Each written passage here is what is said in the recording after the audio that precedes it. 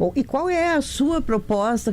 O que diferencia a sua candidatura das outras candidaturas postas? Qual seria a linha de governo no caso de o senhor ser eleito? Acho até estranho de chamar de senhor, força do hábito, né, pela necessidade, pelo respeito à liturgia do cargo que o senhor disputa, mas de fato, né, o candidato muito jovem. Fico muito lisonjeado, agradeço.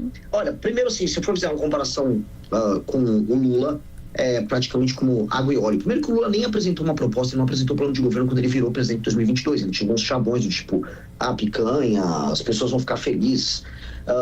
Nestas eleições, quando eu puxo para o campo da direita, o Flávio ocupa o papel hoje do cara que não tem nenhuma proposta a apresentar. Ele mesmo deu entrevista e avisou, e deixou muito claro que não é para esperar nenhuma proposta dele, que ele não quer perder votos apresentando proposta alguma.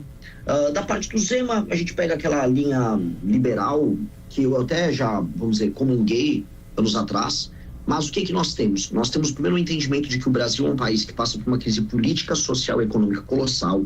A crise política, ela é oriunda, não aí discorrendo de muitas análises, não por conta da relação STF, executivo ou legislativo, mas sim por conta do modelo oligárquico que nós temos, que se deu através, vamos dizer, dos últimos um século e meio, e que hoje está expresso pela atuação política do Centrão, que impede o Brasil de fazer qualquer coisa que altere as relações entre os indivíduos, né, a sociedade civil e o poder estabelecido. Que distorce de fato a democracia. Do ponto de vista econômico, a gente tem uma crise fiscal gigantesca, a gente vai fazer uma série de reformas que reduzam as despesas para permitir uma redução dos juros, uma agenda de competitividade muito forte, e aí aproveitar dois ganchos, Sérgio, para ser bem sucinto aqui, que vão nos permitir crescer muito nesse século se a gente souber fazer a lição de casa.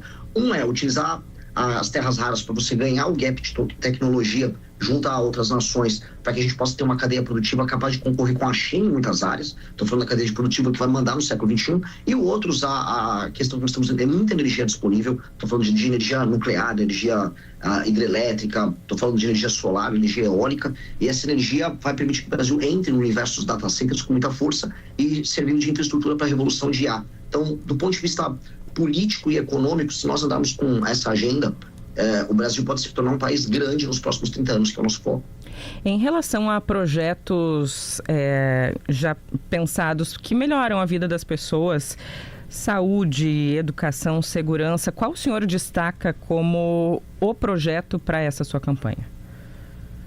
As pessoas falam muito sobre a nossa agenda sobre segurança pública, porque naturalmente é a agenda mais enfática e ela é mais clara no enfrentamento ao crime, mas se eu falar de bem-estar e das pessoas, eu acho que a revolução que a gente pretende fazer no SUS é a mais interessante. Eu digo isso porque todo mundo tem uma crítica, né? Todo mundo no universo, especialmente a direita, a ideia do SUS como um regime centralizado, né? Um modelo centralizado de saúde. E de fato ele poderia representar um problema anos atrás. Hoje, com a revolução da inteligência artificial, os modelos centralizados vão levar vantagem.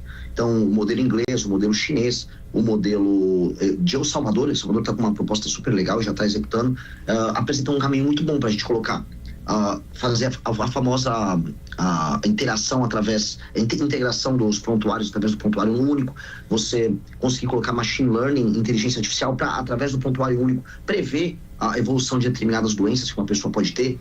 Né? Você vai pegando as ocorrências de uma pessoa e aí você vai saber automaticamente, olha, essa pessoa tem uma tendência a desenvolver, por exemplo, diabetes, vamos colocar um agente de saúde para ficar mais próximo das pessoas, vamos trabalhar bem a questão do acesso, né? O acesso é um dos maiores problemas do SUS, então vamos tirar qualquer tipo de critério discricionário para a fila do SUS e entregar um critério, vamos dizer, baseado na urgência dos atendimentos, vamos informatizar isso para informatizar os estoques. Dá para fazer uma revolução muito, muito grande no SUS, usando tecnologia, que vai, vamos dizer, melhorar a vida das pessoas de maneira clara em 2-3 anos. E o senhor tem números que digam que há verba para isso e nesses 2-3 anos isso quer dizer zerar a fila de consultas e atendimentos pelo SUS? O maior problema é justamente as consultas, atendimentos e cirurgias, né? O problema de acesso. O SUS, o grande problema dele é de acesso.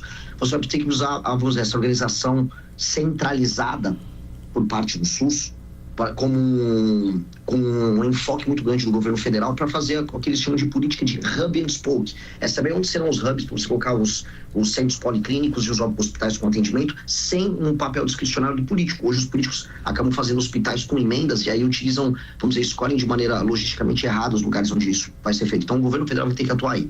O SUS, infelizmente, vai custar mais nos próximos anos, não é nem por conta do meu projeto, mas sim porque a população está envelhecendo. Porém, um projeto como esse, ele tem um papel de reduzir custos no SUS, porque ele consegue otimizar a questão logística, ele consegue trabalhar muito na prevenção. A ideia de ter um prontuário único, de ter um machine learning, é justamente trabalhar na prevenção para que você evite que a pessoa vá para a mesa de cirurgia, para que a pessoa tenha um tratamento com uma doença crônica que é evitável. Então, a ideia é trabalhar, vamos dizer, usar a inteligência para você, no longo prazo, diminuir os gastos que você tem no sistema único. Rosane. Eu queria entender melhor a sua proposta. O senhor falou de El Salvador, né, que é um país onde as pessoas, tem muita gente que é presa de uma forma que não cabe na nossa Constituição. A sua ideia é mudar a Constituição? E também em relação às emendas, hoje o senhor disse que o país é, de certa forma, refém do Centrão, e é refém, o presidente é refém do Congresso nessa questão das emendas. Como é que o senhor mudaria esse tema das emendas para que não se tenha hoje a situação que nós temos, em que, de fato, mais de 50 bilhões do orçamento vai para as emendas parlamentares? Eu acho o modelo de El Salvador, salvo uma ou outra alteração, nós precisamos fazer bem cabível aqui. O enquadramento através do direito penal do inimigo de membros de facções criminosas como pessoas que terão uma atenção especial e um direito diferente é perfeitamente passível de ser recebido pela legislação brasileira. Inclusive já passou agora, o próprio governo Lula, uma legislação no Congresso que já começa a fazer esse enquadramento especial, e nós vamos levar isso, vamos dizer, como política de Estado, com o enfrentamento ao crime organizado, construir novos presídios e levar membros das facções para esses presídios. A gente precisa agora alterar a lei de execuções penais e o Código de Processo Penal, justamente para retirar recursos como as progressões de pena e elementos como saidinhas, para que a pessoa, quando pega uma pena de 20, 30, 40 anos, cumpra seus 20, 30, 40 anos. E a gente começa a fazer, basicamente, justiça para a população que hoje fica refém dessas pessoas. Acho isso não é um problema, esse aqui é uma polêmica. O outro tema que é das emendas, eu entendo que este é um problema central, porque, infelizmente, com o empoderamento do Centrão, esse se tornou um regime de acumulação por parte dos políticos desses partidos. E esse regime, ele enfraqueceu demais o poder executivo.